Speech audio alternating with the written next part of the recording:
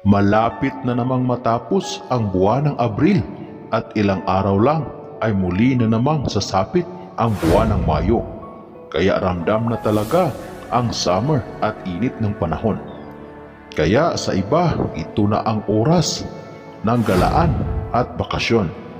Ngunit hindi ito ang ating pag-uusapan sa araw na ito.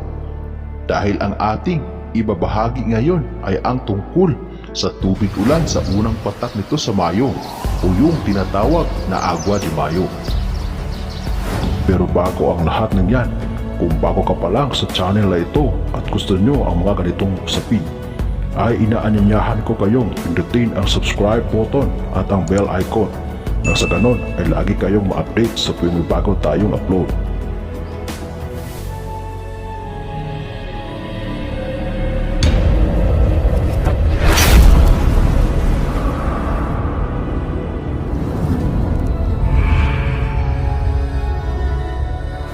Ayon sa lumang paniniwala, ang unang ulan sa buwan ng Mayo ay puno ng himala.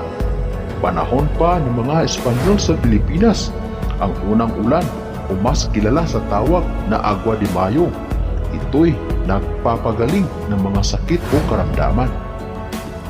Ito'y nagdudulot ng swerte ayon sa paniniwala, at sa mga antingero ito'y ginagamit bilang pangbendisyon sa mga gamit spiritual o winibisikan ng Agua de Mayo ang mga medalyon.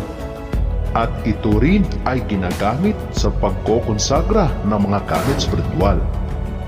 Sinasabi sa mga naunang antingero na ito'y iniipon ng mga pari at ginagamit bilang holy water sa paniniwalang ang tubig ulan sa unang araw ng Mayo o unang ulan sa Mayo ay banal. At ang kalangitan mismo ang nagbuhos nito sa buong sanlibutan.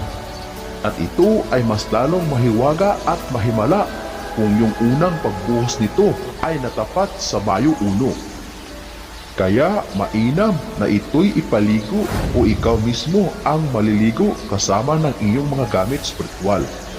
Kaya mga kapatid, sabay-sabay po nating abangan ang pagbuhos ng ulan sa Mayo. Take note po, yung unang ulan lang po sa Mayo. Ihanda na po ang lagayan ng tubig para marami din ang maiipon.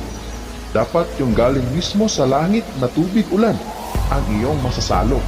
Huwag yung galing sa mga bubong sa ating mga bahay. Marami pa pong pagkagamitan ang Agua de Mayo mga kapatid. Kaya dapat meron kang ipon ito. Yan lamang po mga kapatid ang ating kaalaman para sa araw na ito. Muli, maraming salamat sa inyong walang sawang panonood. God bless us all.